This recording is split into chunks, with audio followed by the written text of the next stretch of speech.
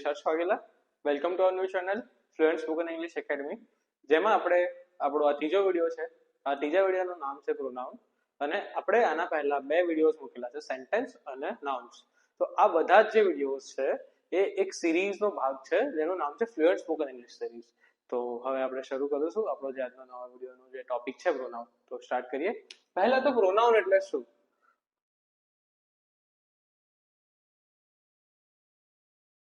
પહેલા તો પ્રોનાઉન એટલે શું કે જે નાઉન ને રિપ્લેસ કરે. રિપ્લેસ એટલે બદલે કે જગ્યા લે. નાઉન ની જે જગ્યા લે ને એને આપણે પ્રોનાઉન કહીએ છીએ. તો નાઉન ની જગ્યા લે મીન્સ કે મેં લખ્યું છે કે હર્ષ રમે છે અને હર્ષ સારું રમે છે, પણ હર્ષની પાસે પોતાનું બેટ નથી. આમાં કઈ ભૂલ લાગે છે? આમ તો બરાબર છે, પણ આની જગ્યાએ એવું હોય કે હર્ષ રમે છે અને તે સારું રમે છે, પણ હર્ષની પાસે બેટ નથી. એની જગ્યાએ પણ આપણે એવું લઈ લઈએ કે તેની પાસે બેટ નથી. તો આ જે તે છે, આ તેની છે, આ એક ભાગ થઈ ગયો પ્રોનાઉનનો. તો આપણે આના વિશે શીખીશું કે નાઉનમાં કેટલા પ્રકાર હોય. નાઉનના બહુ બધા પ્રકાર છે, પણ આપણે જે ફ્લુએન્ટ સ્પોકન ઇંગ્લિશમાં એકેડમીમાં જે સ્પોકન ઇંગ્લિશને જે લગતા જે પ્રકાર છે એના વિશે આપણે શીખીશું. તો ચલો શરૂ કરીએ. તો પહેલા તો નાઉનનું અને પ્રોનાઉનનું ઇમ્પોર્ટન્સ શું છે. નાઉન તો આપણને ખબર જ છે કે ભાઈ એનું ઇમ્પોર્ટન્સ એ જ છે કે આપણે જે બી વસ્તુ છે એને નામ આપીએ તો જ આપણને ખબર પડવાની છે. કોઈ પણ વ્યક્તિ છે, ઇવન નવજાત શિશુ હોય જેને જન્મ થયો છે, એને પણ આપણે જયારે નામ આપીએ ત્યારે આપણને ખબર પડે છે કે આનું નામ આ છે, બાકી તો બાળક જ કહેવાય છે. એવી રીતે નાઉન છે તો એને રિપ્લેસ કોણ કરે કે આપણે જે સ્પોકન ઇંગ્લિશમાં જે સ્મૂથનેસ આવી જોઈએ, જે ફ્લુએન્સી આવી જોઈએ. તો ફ્લુએન્સી શેનાથી આવે છે? તો નાઉનથી તો આપણને નામ ખબર પડે છે. તો એકવાર નામ ખબર પડી જાય એને આપણે 1000 વાર થોડી લઈશું. એને કે આપણે નોર્મલ કોન્વર્સેશન હોય તો શું કહીએ, એટલે આ ખબર પડી ગઈ. કેટલી વાર કહીશું અમને? એ જ વસ્તુ છે કે ખબર પડી ગઈ એનું નામ. તો એના પછી શું લેવાનું છે? એના પછી એનો નામની જગ્યાએ સર્વનામ જે કહીએ છીએ આપણે ગુજરાતીમાં, એ આપણે ટ્રાય કરવાનું છે. તો શરૂ કરીએ ટાઈપ્સ ઓફ પ્રોનાઉન. તો પહેલા તો types of pronoun. Types of pronouns. Types of પ્રોનાઉનમાં કયા કયા ટાઈપ્સ છે? આપણે જોવા જઈએ ને તો પ્રોનાઉનમાં બહુ બધા ટાઈપ છે, બટ આપણે એ જ પ્રોનાઉન્સ ઉપર ધ્યાન આપીશું જે આપણને સ્પોકન ઇંગ્લિશ કે જ્યારે બોલતી વખતે જે કામમાં આવશે એના ઉપર આપણે વધારે ફોકસ આપીશું. બાકી બીજા કોઈ પણ જાતના બહુ બધા પ્રોનાઉન્સ હશે યા વોટેવર, એના પર આપણે કોઈ જ ધ્યાન નથી આપવાનું. આપણે કોઈ જ કામની વસ્તુ આપણે શું શીખવાનું છે? સગવડતા સાચવતા. તો સગવડતા સાચવતા શીખીશું. તો આપણે ચાલુ કરીએ.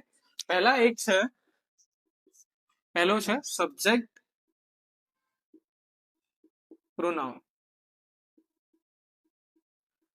તો સબ્જેક્ટ એટલે સબ્જેક્ટિવ કે સબ્જેક્ટ કહો કે સબ્જેક્ટિવ કહો. તો સબ્જેક્ટિવ પ્રોનાઉન એટલે સબ્જેક્ટિવ પ્રોનાઉન એટલે છે શું? પહેલા કે આપણે પહેલા શીખ્યા કે S plus V plus O, આવી રીતના શીખ્યા કે S for subject, V for verb અને ઓ ફોર ઓબ્જેક્ટ, જે આપણે સેન્ટેન્સમાં શીખ્યા છીએ. તો એસ જે એસ છે, તો એસ ની જગ્યાએ શું આવે? નામ આવે. જેમ કે હર્ષ છે યા વોટેવર કોઈ પણ નામ છે, તો એની જગ્યાએ આપણે કોઈ વસ્તુને રિપ્લેસ કરવી હોય, પ્રોનાઉનને આપણે રિપ્લેસ કરવું હોય, નાઉનને રિપ્લેસ કરીને પ્રોનાઉન કરવું હોય, તો એ જે એની જગ્યાએ જે આપણે બદલવાનું આવે, તો એ પ્રોનાઉનમાં કયું પ્રોનાઉન વાપરીશું એ આપણને સબ્જેક્ટ પ્રોનાઉન શીખવે છે. તો સબ્જેક્ટ પ્રોનાઉનમાં પહેલા તો શું આવશે એ આપણે લઈ લઈએ. સબ્જેક્ટ પ્રોનાઉનમાં પહેલું છે આઈ, પછી આવે વી, પછી આવે ધે, પછી છે યુ, પછી હી, શી અને ઇટ. આ જે છે ને, આ બધા જ આ જે છે સબ્જેક્ટિવ પ્રોનાઉન છે. I, we, they, you, he, she, it, આ બધા સબ્જેક્ટિવ પ્રોનાઉન છે. કે હું આને જાણે કે હર્ષ મારું નામ છે, મારે મારી રીતના આને જો રિપ્લેસ કરવું હોય તો હું આને આઈ માં રિપ્લેસ કરીશ. પણ જો તમે છો તો તમે મને શું કહેશો? યુ કહેશો. તો હું હર્ષને મારે રિપ્લેસ કરવું હોય તો યુ માં રિપ્લેસ થાય. હવે હું એક ત્રીજો માણસ છું, તો મને ત્રીજા માણસ તરીકે તમારે મને રિપ્લેસ કરવો છે, તો તમે એને શું કહેશો? યુની જગ્યાએ હી કહેશો કે હર્ષ ઇઝ અ બોય એવું લખવું હોય એની જગ્યાએ તમારે કેવું છે કે તું છોકરો છે, તો યુ આર અ બોય થશે. મારે કેવું હતું આઈ એમ અ બોય કહીશું. અને જયારે કોઈ ત્રીજો માણસ કહેતો હોય કે હી ઇઝ અ બોય, તો આ હર્ષમાં થયું. પછી જો બે જણાની વાત થઈ રહી હોય તો એમાં વી વપરાશે કે અમે, અને બીજા કોઈ ત્રીજો માણસ બે જણાની વાત કરતો ત્યારે ધે વપરાશે. અને એવી રીતના છોકરીઓમાં શી અને ઇટ, એટલે જે નિર્જીવ વસ્તુઓ ક્યાં તો પ્રાણીઓ છે એમના માટે, જે પ્રાણીઓ નિર્જીવ નથી પણ પ્રાણીઓ માટે બી આપણે, પ્રાણીઓ પક્ષીઓ માટે બી આપણે ઇટ જ વાપરીએ. તો આ છે એક સબ્જેક્ટ પ્રોનાઉન. સબ્જેક્ટ પ્રોનાઉન પછી આપણો સેકન્ડ ટાઈપ છે ઓબ્જેક્ટિવ પ્રોનાઉન.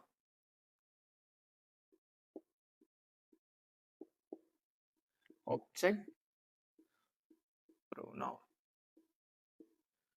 તો ઓબ્જેક્ટ પ્રોનાઉન એટલે શું?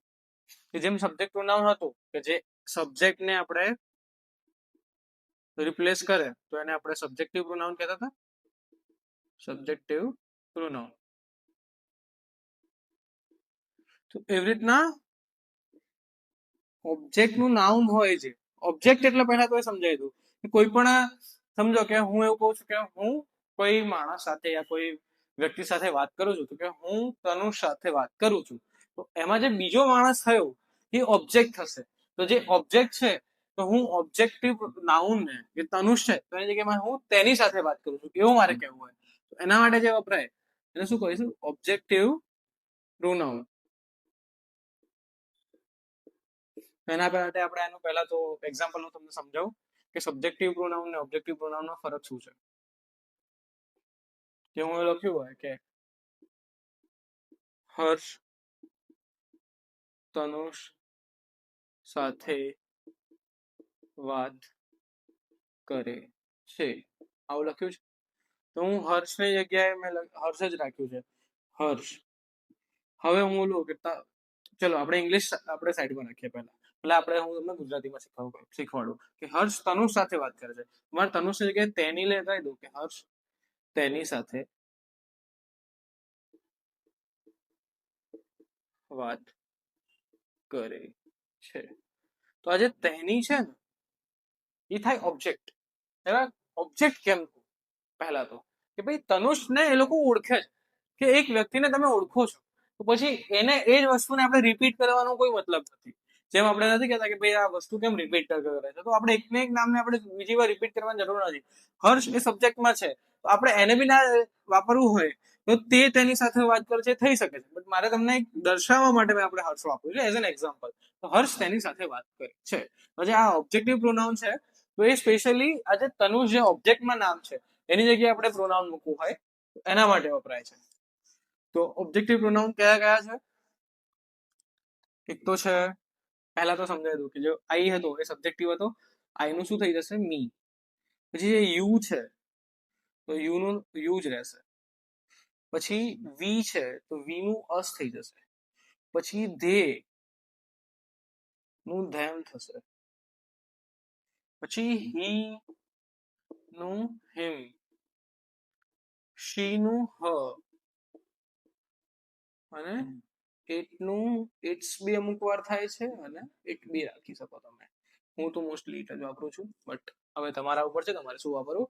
It, its, it. આ છે આ છે ઓબ્જેક્ટિવ પ્રોનાઉન.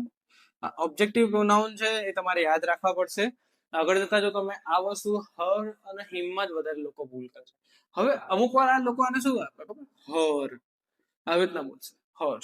પણ હવે એક વસ્તુ આપણે જયારે ઇંગ્લિશ શીખીએ છીએ તો બોલતી વખતે, મારું જો એકેડમીનું નામ છે ફ્લુએન્ટ, તો પેલા ફ્લુએન્ટ કેવી રીતના? તો જાણે કે પહેલા તો લોકો કેવી રીતના વાત કરશે કે મારે કેવું હોય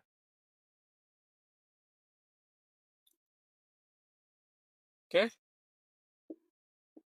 યુ આર અ બોય, લખ્યું છે મેં. તો આને કેવી રીતના આવે? You are a boy. આને લોકો લખે છે, બોલે છે સોરી, આર. પણ આને યુ આર અ બોય નથી વાપરવું. આપણે એને આવે you are a boy, you are a boy. ર નથી લેવાનું ક્યારેય બી. ઇંગ્લિશમાં જ્યાં બી ર આવે ને ત્યારે આપણે રને આપણે સ્કીપ કરશું. You are a boy, you are a boy. આ પ્રમાણે આપણે લઈશું અને પોઝિસ લેવાના છે કે અહીંયા આવે છે તો આપણે યુ આર અ બોય, તો એક પોઝ લેવો છે કે આપણે વાંચવા નથી યુ આર અ બોય, ઠીક છે. તો એ પ્રમાણે જે આપણે જે ઓબ્જેક્ટિવ પ્રોનાઉન છે જેમાં જે હર છે, હર, લોકો એને હર હર કરે છે ને, હ એટલું ખાલી, હ પેન, હર પેન નહીં, હ પેન. ઓકે, તો જે આપણે કયા કયા ઓબ્જેક્ટિવ પ્રોનાઉનમાં કયા કયા શીખ્યા? Me, you, us, them, him, her, its, it. અને કઈ બાજુ? Me, you, us, them, him, her, its, it. Okay, done. તો આ જે છે એ ઓબ્જેક્ટિવ પ્રોનાઉન છે. હવે તમને એવું થતું હશે કે ભાઈ મારે ઓબ્જેક્ટિવ પ્રોનાઉન ક્યાં મૂકવાના અને સબ્જેક્ટિવ પ્રોનાઉન ક્યાં મૂકવાના, આ વસ્તુ થાય છે. તો આ જે છે ને કે ઓબ્જેક્ટિવ પ્રોનાઉન ક્યાં મૂકવા, ઓબ્જેક્ટિવ વર્સસ સબ્જેક્ટિવ પ્રોનાઉન. તો સબ્જેક્ટ પ્રોનાઉન વર્બની પહેલા આવશે, પહેલા આવે છે. અને જે ઓબ્જેક્ટિવ પ્રોનાઉન છે, ઓબ્જેક્ટ પ્રોનાઉન વર્બ ની પછી આવશે, આવે છે. તમારે આ વસ્તુ મગજમાં યાદ રાખવાની છે, ફિટ કરીને રાખવાની છે કે સબ્જેક્ટિવ પ્રોનાઉન જે છે એ વર્બની પહેલા આવશે, વર્બની પહેલા આવશે અને જે ઓબ્જેક્ટિવ પ્રોનાઉન છે એ વર્બની પછી આવશે.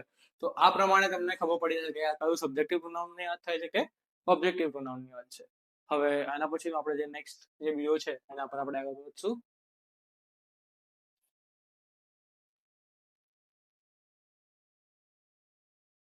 તો જે આપણો જે ત્રીજો છે એનું નામ છે પોઝેસિવ એડજેક્ટિવ. હવે તમે વિચારતા હશો કે સરે વચ્ચે પ્રોનાઉન ની જગ્યાએ પોઝેસિવ એડજેક્ટિવ કેમ લીધું? જે એડજેક્ટિવ છે એ પણ એક પ્રોનાઉન ની અંદર એક આવે છે, એક ભાગ છે, એનું એક કામ છે આ જગ્યાએ પોઝેસિવ એડજેક્ટિવ નું, એટલે આપણે આને એડ કર્યું. હું તમારો વધારે પડતો ટાઈમ નહીં લઉં. એડજેક્ટિવ અને એક બીજો એક હજુ એક ટોપિક છે ચોથા નંબરનો, એના પછી આજે આજનો આપણે સેશન પૂરો કરીએ છીએ. આ જે પોઝેસિવ એડજેક્ટિવ છે એ શું બતાવે કે જે નાઉન જે છે, નાઉન પહેલા આવે અને ઓનરશિપ બતાવતું, ઓનરશિપ બતાવતું હોય. હવે તમે કહેશો કે ઓનરશિપ બતાવતું હોય એટલે મેં લખ્યું હોય કે આ મારી પુસ્તક છે. પુસ્તક એ શું? ચોપડી, ચોપડી, ચોપડી છે. તમારે એને ઇંગ્લિશમાં લખવું હોય તેવું લખાશે, ધીસ ઇઝ માય બુક. જે માય છે, માય એ થશે પોઝેસિવ એડજેક્ટિવ, જે માય છે. પછી એવી રીતના આપણે જો યુ હોય તો યુ નું શું થશે? યોર્સ. પછી હી શી હોય તો હી, તો હિઝ બુક. શી હોય તો હર, ઇટ તો ઇટ્સ બુક, વી હોય આર, ધે હોય તો ધેર બુક. તો એ જે છે એ કહેવાય પોઝેસિવ એડજેક્ટિવ. તો એના માટે આપણે જો એક્ઝામ્પલ મારે તમને આપવું હોય તો આઈ નું શું થયું? માય થયું. પછી વી નું થશે આર, પછી યુ નું થશે યોર, પછી ધે નું થશે ધેર, પછી હી નું થશે હિઝ, શી નું થશે હર, ઇટ નું થશે ઇટ્સ. આ છે આજે આ અને આ 1 2 3 4 5 6 7, આજે 7 છે એ પોઝેસિવ એડજેક્ટિવ છે. તો આના ઉપર તમારે થોડું હજુ વધારે ધ્યાન આપવાનું છે. My, our, your, their, his, her, its આ તમને આવડે જ છે, પણ એકવાર જોઈ લેજો, ધ્યાન આપી દેજો. આના પછી આપણે ચોથો છે એના પર આપણે આગળ વધશું. આના પર કોઈ પણ પ્રોબ્લેમ હોય, કોઈ પણ ટોપિકમાં કોઈ પણ તમને કોઈ પણ ક્વેરી હોય તો તમે મને કોમેન્ટ કરી શકશો. આપણે એના પર એક અલગથી તમને હું સમજાવી દઈશ. તો જે ચોથો છે આજનો એ છે પોઝેસિવ પ્રોનાઉન. હવે આપણે એડજેક્ટિવ શીખ્યા, તો હવે આપણે એને પ્રોનાઉન શીખવું પડશે ને. Possessive pronoun.